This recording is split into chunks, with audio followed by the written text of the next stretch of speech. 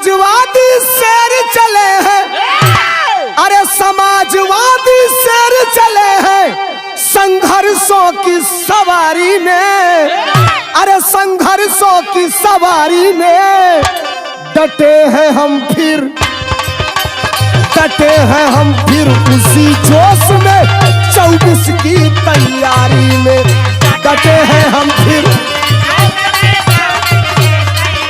वही अंजाम होगा लड़ाई का।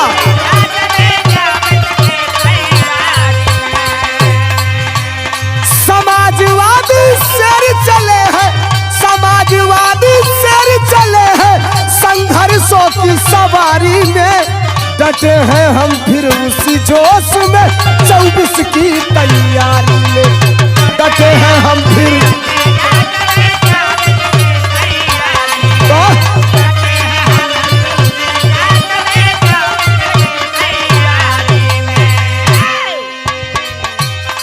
याद रखिए, इतिहास उठाकर देखिए, इतिहास उठाकर पढ़िए। जब जब लोगों ने कहा कि समाजवादी पार्टी खत्म हो गई, समय थोड़ा सा जरूर लगा, वक्त लगा, लेकिन समाजवादी पार्टी दुगुने ताकत के साथ आई।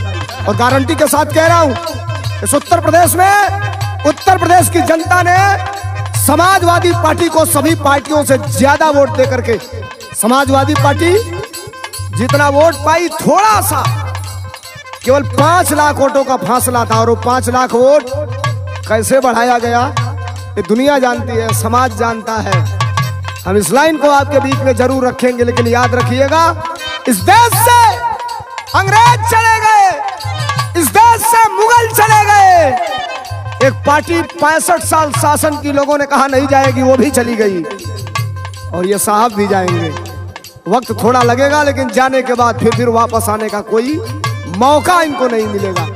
ये लाइन अपने नेता के लिए पढ़ रहा हूं। आज पूरा देश चाहता है भारतीय जनता पार्टी से मुक्ति। कहना चाहता हूं क्या, देश बचाना है तो भाजपा को भगाना होगा ही, गांव गली और घर घर में क्रांति को जगाना होगा ही।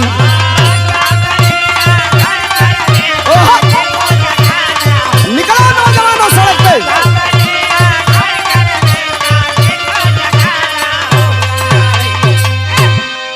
सुनिए, इनकलाब पैदा करना पड़ेगा। ये होशियार लोग हैं, इनसे लड़ाई केवल दिल से नहीं लड़ी जा सकती, दिमाग से लड़ी जा सकती है।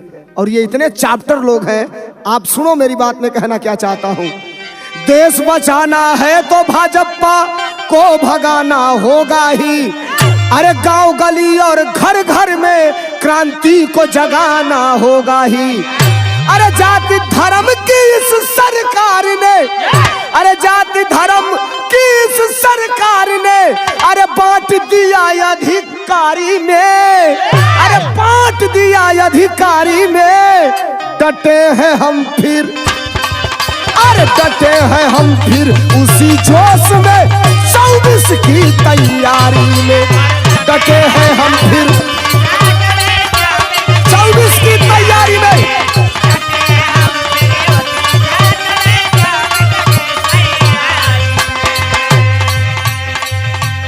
हो क्या रहा है आपको नजर नहीं आ रहा? एक पक्षी कार्रवाई। अगर समाजवादी हो कब आपके घर पे बुलडोजर चलेगा ये आपको नहीं पता।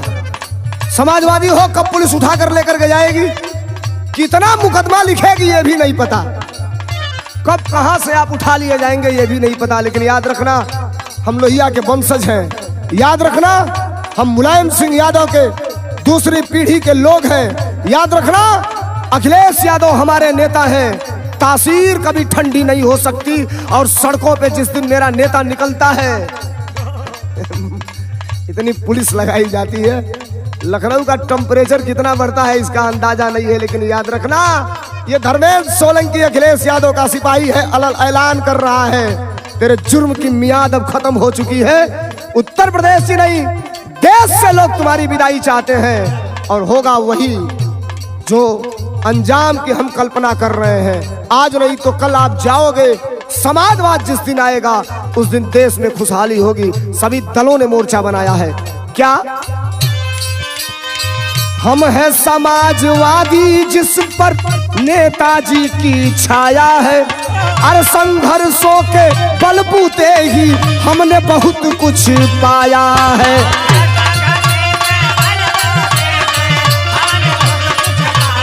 संघर्ष इतिहास रहा है।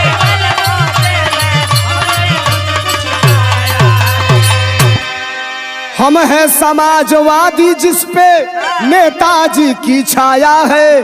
अरे संघर्षों के बलबूते ही हमने बहुत कुछ पाया है। अरे बेच दिया है देश बीजेपी, अरे बेच दिया है देश बीजेपी। अरे अपनी इस होशियारी में, अरे अपनी इस होशियारी में डटे हैं हम फिर, अरे डटे हैं हम फिर उसी जोश में 24 की तैयारी में। डटे हैं हम फिर, क्या बात।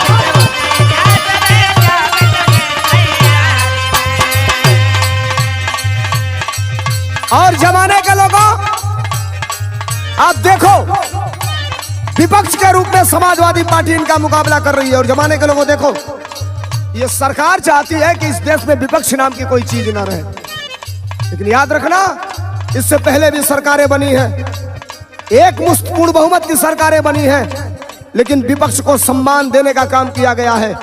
ये सरकार हिटलर शाही पैदा कर रही है, ये सरकार तानाशाही पैदा कर रही है। और याद रखना, हिटलर का कोई इतिहास नहीं बना, तानाशाहों का कोई इतिहास नहीं बना। जिस दिन गए उस दिन के बाद काले अक्षर से उनका नाम लिखा गया है। ये लाइन मैं आपके बीच में कहना चाहता हूं, जरा गौर करिएगा। क्या अंग्रेज गए और मुगल गए, एक दिन भाजपा जाएगी। यह देश तभी खुशहाल होगा, शासन सपा का आएगी। आएगा वक्त, हमारा आएगा, जनता का वक्त आएगा।